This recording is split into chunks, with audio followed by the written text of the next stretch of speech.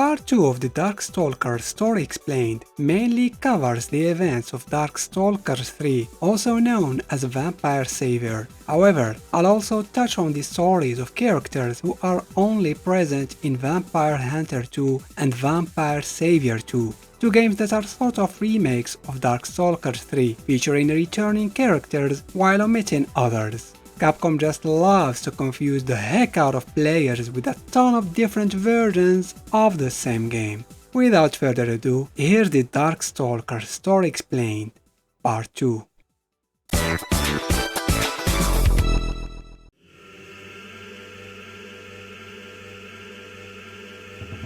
After a century of slumber, Jedah reawakened in Makai, his regenerative powers bringing him back to life. And because he's a fighting game character, those just can't stay dead. Jedah immediately sensed the chaos in the realm, with nobles warring amongst themselves, and his displeasure grew, especially towards Awesome. Jedah had already resolved to fully restore himself and cleanse all souls, creating a new stage, a realm known as the Magican. Arriving at Doma Castle, Jedah extended his hand to Awesome. Despite not yet being at full strength, his power was enough to dethrone the cowardly gluttonous Awesome, who trembled in fear at Jedah's return. With a quiet whisper, Jedah declared, "Your soul will become the foundation of Magican and secure Makai's future." In that moment, Doma Castle, along with Awesome, was swallowed by a dark void. Jedah was convinced that his purpose was to recreate life by merging all souls into a single entity, the Shintai, the Fetus of God. This nightmare fuel of an abomination. Just what is it with Capcom and giant deformed fetuses? Jedah was a power-hungry supernatural being, obsessed with creating a utopia where all life would be assimilated into a single entity. His sharp intellect and strategic prowess made him a master of warfare, though his confidence often teetered on the edge of arrogance, typically calm and collected until he's not. Jedah was utterly fixated on his goal of crafting an ideal realm, one where a singular being existed, allowing Makai's influence to reign supreme over all realms. Despite his pursuit of absolute order, Jedah has a sadistic streak, finding amusement in the pain of his opponents, proving that his desire for control didn't exclude a love for violence. In short, he's a jerk. As an S-class Darkstalker, Jedah ranked among the most dangerous supernatural beings, yet he had one unexpected weakness: Anita, Donovan's young companion. Somehow, Anita wielded a power capable of potentially destroying Jedah, and he was keenly aware of this threat. Though the nature of her power remains largely a mystery, it didn't stop Jedah from moving forward with his plans. While keeping a close watch on his potentially young nemesis, he began summoning souls worthy of his new realm, a crucial step in his strategy to bring both the human realm and Makai under his control. And so, he began carefully selecting candidates for his twisted utopia among the Darkstalkers. Speaking of which, what were they up to at the time? After Pyron's defeat, Anakaris traveled back in time just as his kingdom was about to be conquered. Using his immense power, he made his entire country and its people disappear, transporting them to another era. Though his people initially celebrated the return of their pharaoh, their joy was cut short when Anakaris was forcibly summoned by Jedah to a different time and realm. At the same time, Talbane found that his curse had been lifted, allowing him to regain his human form. Despite this, he was still feared by humanity, finding acceptance only among children. Although he maintained his human form for years, the beast within him never truly vanished. One day, a voice in his mind, likely Jedah's, transformed him back into a werewolf, making Talbane realize that escaping his curse was impossible. During her journey, Felicia encountered other catgirls and, with their help, pursued her dream of performing on stage. Their efforts culminated in the successful launch of a musical, with Felicia as the main star after being discovered by a talent agent, so everything turned out well with her. When Sasquatch returned to his village, he found his people missing and a huge hole in the center of the village. Believing they were in danger, he jumped into the hole to rescue them, only to discover it was a trap by Jedah. Witzel continued his enigmatic mission to protect the young Mayan boy, Cecil, especially as Jedah had started targeting him as well. Cecil, the orphan who followed the Witzel unit, did not appear to have any special powers or abilities, yet Jedah was inexplicably interested in him, much like he had been with Anita. Donovan's young companion possessed a supernatural ability to suppress and seal dark magic and powers from others. Her powers, tied to her emotions, caused her to remain expressionless out of fear of accidentally unleashing them. Jedah saw her as a significant threat due to her potential to become a ruler of mankind, which jeopardized his plans. Despite the looming danger, both children were protected by two of the most formidable Darkstalkers. Witzel, an otherworldly robot once worshipped as a deity by the Mayans, and Donovan, a half-human, half-vampire with control over multiple elements of nature, provided the ideal kind of protection one could hope for. After freeing their mother's soul from darkness, Hsien-ko and Mei-lin were reincarnated with her powers. They were born into a normal family and grew up happily. On their 16th birthday, their supernatural abilities awakened as a way for their mother to repay them for rescuing her soul. However, Jedah Doma had been watching them from the realm of Makai and deemed them worthy of his scheme to dominate the human realm. One night, while camping, the sisters were plagued by a disturbing dream induced by Jedah's summoning. In the nightmare, their souls were suddenly transported to Magican, where they took on their former appearances as a hopping vampire and its ward. Not all Darkstalkers were invited though, some entered Magican of their own free will.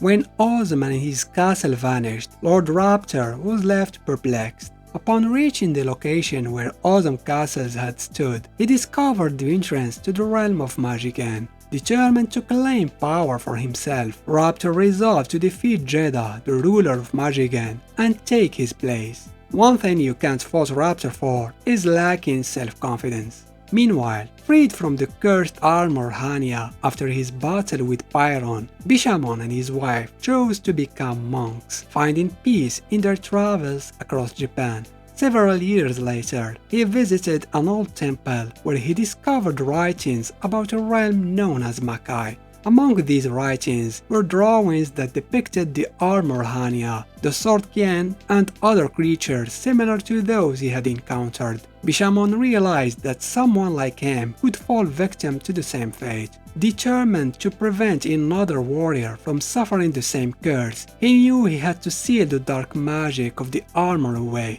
To establish contact with the realm of Makai, Bishamon secluded himself in a remote snowy mountain. There, he began to meditate. As his spiritual strength reached its peak, he could sense the presence of another realm filled with supernatural beings. He was resolute in his mission to return the cursed armor to its rightful place. At the same time, Hania began to thirst for blood once more. Even without a host, the armor and sword moved on their own, gathering the souls of all those who had previously worn the armor to form a body and begin their hunt. As Hania and Kien set out, they were drawn into the realm of Magican. As for Bishamon, feeling it was his duty to stop it, he followed the cursed armor into the realm. Victor, having defeated many Darkstalkers, returned home only to find that the professor remained lifeless. Instead, the prototype Emily welcomed him back. They lived happily for several years until one night, Emily suddenly ceased to function and shut down. Believing that gathering several souls could restore her, Victor embarked on a quest to collect them from the Magican and revive Emily. Upon meeting another survivor, Rikuo felt relieved to discover he wasn't the last of his race. He settled down with her to start a family and rebuild his empire. Together, they moved from the Amazon to the vast ocean, where they raised their 3 sons and 12 unhatched eggs. This guy sure doesn't waste time. The family chose to live in an oceanic crevice where the current of the sea did not intrude, creating an ideal sanctuary to protect their eggs from danger. Despite this new beginning, Rikuo remained hopeful of finding other survivors from his kingdom. His search was unending, driven by the belief that other mermen might still be alive. Although faint, he had sensed the presence of something akin to his own race since moving to the sea. As days passed, his search expanded, and he spent less time with his family. During one of his searches, Rikuo's son vanished. He blamed himself, wondering how he could defend the kingdom if he couldn't even protect his own family. Suspecting that Alva had been drawn into Magican, Rikuo resolved to venture into Jedah's realm in search of his missing son. Morrigan was so preoccupied with the threat of Dimitri, who was attempting to usurp her throne as the ruler of Makai, that she barely had time to consider another looming danger. When Jedah created the Magican, she and her castle were pulled into his dimension, where an unexpected revelation awaited her. You see, upon her foster father Belial's death, the sealed power that Belial had safeguarded to protect Morrigan was supposed to return to its rightful owner, heralding the birth of the next ruler of Makai, as Belial had foreseen. Although Morrigan reclaimed her power after Belial's demise, she felt it was not fully restored. Unbeknownst to her, a portion of her soul remained missing due to an overlooked accident in the sealed space that even Belial could not predict. This fragment of Morrigan's soul had begun to develop its own will. About 10 years after the sealing, it recognized itself as a separate entity, with Morrigan's heart slipping into the fragment's consciousness without Morrigan's awareness. As it learned about Makai, its feelings grew. These were not mere emotions like admiration or jealousy, but a deep primal instinct to return to its origin. Morrigan's powerful soul had produced a will of its own. Unfortunately, Jedah discovered this soul fragment first and gave it a body, resulting in the birth of Lilith. Jedah began devising ways to lure the Darkstalkers into the Magican, crafting traps tailored to the intelligence of his targets, from using bananas to attract the Bigfoot tribe and lure Sasquatch, to creating a body for Morrigan's soul fragment. Lilith, a key player in his plan, was tasked with drawing Morrigan and the other Darkstalkers into the Magican. Jedah could not ignore Morrigan's immense power, and though it's unclear if Lilith fully understood his intentions or the meaning behind his concept of salvation, she reveled in her newfound freedom. To Lilith, the Magican was a tangible world where she could truly exist, her enjoyment tied to finding opponents who could satisfy her curiosity and perhaps help her return to her true body. She was like a child, unaware of the true darkness, yet brimming with untapped potential. Dimitri also found himself in the Magican, along with his castle. Believing that a meeting with Jedah could be advantageous, much like his encounter with Pyron, Dimitri set out to seek Jedah's aid and possibly strike a deal. However, his path was fraught with encounters with other Darkstalkers, including Talbane, who hadn't stopped fighting since entering the Magican. During his battles, Talbane confronted his inner beast, manifested as a darker version of his werewolf state, Dark Talbane. Meanwhile, Hsien-ko and Meilin awoke in the Magican with no memory of their previous battle, uncertain of how they had arrived. Despite their confusion, they felt an overwhelming urge to win the battle and return to the human realm, as if trapped in a bad nightmare. But a looming threat hung over them. If the sisters ever lost their trust in one another, their powers would diminish, and Hsien-ko would risk losing herself to darkness. To make matters more chaotic, other players joined the fray. The Soul B race, briefly mentioned in part 1 of my video, serves as subordinates to Jedah Doma, but not out of loyalty. The soul bees are a species that survives by consuming souls, and they align with the Doma family solely because they see Jedah's plan to collect vast amounts of souls as an opportunity to feast and sustain their species. They are indifferent to the fate of Makai, concerned only with feeding and reproducing. Most of them are driven purely by instinct, with a simple mindset focused on their motto, generate and prosper. During Jedah's absence, the Soul Bees were nearly wiped out, but when he was revived and created the Magican realm near Makai, QB, the leader of the Soul Bees, recognized the abundance of souls in the new realm. QB, whose name stands for Queen Bee, not a personal name, led her race to the Magican to satisfy their insatiable hunger and secure their survival. Then there is Baby Bunnyhood, or Babyhood for short, a truly unique and unsettling character. As we know, many supernatural beings from Makai have interacted with the human realm, where they are often seen as valuable for their rare materials, like blood and fluids from internal organs that don't exist in the human world. These materials are highly sought after for research on biological weapons and other uses, leading to a high demand that gave rise to a trade of dark hunters. I mean, that makes perfect sense. We've driven lions and elephants to the brink of extinction for their fur and tusks. Imagine what we would do for a vampire's tooth or a succubus wing. These hunters track down supernatural creatures and collect reward based on their prey, with high risks matched by equally high rewards. However, to take on Darkstalkers, a hunter needs more than just physical fitness, martial arts skills, and firearms. A powerful mind, the thrill of the hunt, and a soul steeped in darkness are essential to resist the overwhelming aura of Makai's supernatural entities. Babyhood stands out as a special S-class hunter, so skilled in her craft that even Jedah Doma recognized her as a worthy Darkstalker, putting her into the Magican as a prize soul. Her mere gaze can terrify low-ranking Darkstalkers, and her hunting prowess is unparalleled. Babyhood is a thrill seeker who hunts not just for profit, but for the sheer sport of it. Unlike Donovan, who hunts to find meaning in his existence, Babyhood hunts for personal gain and the joy of the kill. She cannily pretends to be a defenseless little girl, luring her prey close before striking with knives or shooting them from a distance. When Jedah pulled her into the Magican, her reaction was chillingly casual. It turns out that in a world filled with supernatural beings, the most psychopathic and deranged character is the human one.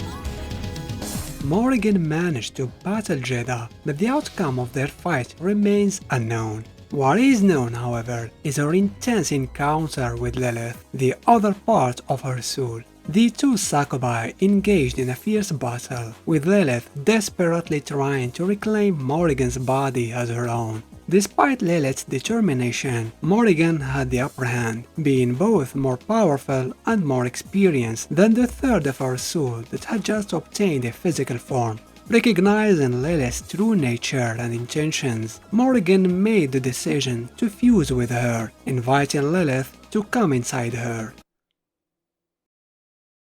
Those were her words, not mine. After the fusion, Morrigan felt different. She felt whole again. Why does this sound dirty? And began to see things in a new light. Her behavior became more mature, shedding the bratty and irresponsible persona of a princess. Embracing her role as the ruler of Makai, she decided to take on her new title with the seriousness it deserves. With Lilith now part of her, Morrigan likely became the most powerful figure in the Darkstalkers universe. Remember, Belial did what he did because she was too powerful, to the point of being a danger to herself. Now with her full power restored, Morrigan could confidently stand against Dimitri. She should be more powerful than him now. Or not. Dimitri managed to defeat Morrigan in their battle for the rule of Makai after all, but just as he was about to bite her and make her his servant, Morrigan's body transformed into a stone statue to protect herself. This didn't seem to faze Dimitri, who was content to enjoy his new throne and was willing to wait for all eternity if necessary for Morrigan's body to return to normal, assuming he didn't reach her mind first. But, as you might have guessed, none of this actually happened. Dimitri's ending can hardly be considered canon. As for the rest of the Darkstalkers, Anakaris, wary of constantly dealing with them despite being one himself, transported his entire kingdom to a different dimension rather than just another time. From there, he began recruiting new subjects for his kingdom, though their consent was questionable at best. Bishamon, on the other hand, finally caught up with the cursed armor Hania. Before it could cause more death, he managed to seal it away. Afterward, Bishamon returned home to live a peaceful life with his wife, having atoned for his past sins and regained his sanity and peace. Unable to find a soul in the Magican to revive Emily, Victor decided to use lightning to bring her back to life, just as it had given him his own. Realizing the lab's machines couldn't generate enough electricity for the task, he chose to use his own body as a conduit, even if it meant sacrificing himself. Moments later, Emily opened her eyes to see Victor beside her, smiling, though he was now completely motionless. As for John, after defeating his malevolent doppelganger, he finally gained control over his transformation and chose to live his life as a werewolf. Despite this, he retained his humanity and showed great compassion for children, even caring for two orphans. Felicia, always wondering how she could bring happiness to others, decided to follow in the footsteps of her mother figure Rose by establishing an orphanage named the Felicity House. Meanwhile, as the powers of Makai began to fade, the Dark Sea of Sargasso opened, and Riku found his son, along with a new race of mermen. Together, their families began rebuilding the civilization of the sea, starting from what appeared to be a graveyard of ships and airplanes. After the harrowing events of the game, Hsien-ko and Mei-lin found their souls once again consumed by darkness, but were saved by the soul of their mother. They returned to the human world, seemingly forgetting the nightmarish but very real adventure they had experienced. Relieved to be home, they would have felt even more comforted if they knew that their true mother was still watching over them. As for babyhood, she continued to be a relentless nightmare for Darkstalkers, terrorizing the poor innocent big bad wolves and haunting their dreams as well as their waking hours. Now you might be asking, what happened to the main villain of the game, Jedah? Some say that Raptor managed to defeat him and began to absorb his soul, but the overwhelming power was too much for the rockstar to handle. His body ended up exploding, leaving only his head intact. but he was surprisingly fine, considering he's a zombie and all. Others claim it was QB who bested Jedah, and with the help of her species, they gathered enough souls to prosper. They built a massive empire in the demon world, and their numbers grew so significantly that they eventually doomed themselves due to overpopulation. Another version of this story tells that Witzel engaged in a deadly battle with Jedah to protect Cecil. The fight resulted in the destruction of both Jedah and Witzel. However, before its complete annihilation, Witzel managed to transfer the command to protect Cecil to other Witzel units. The next thing you know, an army of Witzels entered Earth space, triggering a fearful human response. The humans attacked, leading the Witzels to deem all life forms as enemies, and they began eliminating them, all in the name of protecting Cecil. Despite these varied endings suggesting Jedah's fate, none of them are likely to be canon. The truth is, Jedah's ultimate fate remains unknown. Nobody knows what truly happened to him, or if he was defeated, or by whom. But it's safe to say that he is somehow still alive. Even if he was defeated, as a Shinigami, he cannot be completely killed.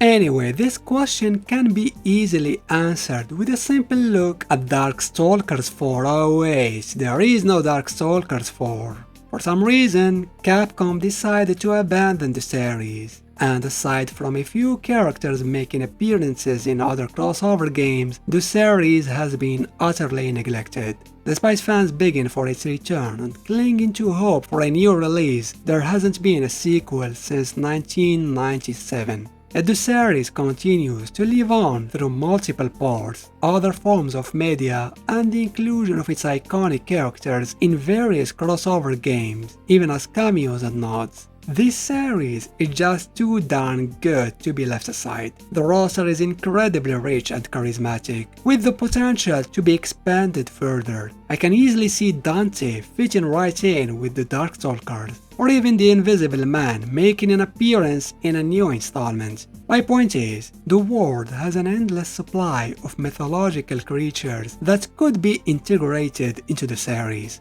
Darkstalkers has so much untapped potential, and it's a shame to see it go to waste. But I still hold out hope that Capcom will surprise us one of these days with the much awaited sequel. After all, companies seem to enjoy making me eat my words by reviving a series just when I start complaining about it being abandoned. Hopefully, this time will be no different. Special thanks to my patrons for their support. Don't forget to give this video a thumbs up if you liked it, and why not consider subscribing to the channel. Thanks for watching.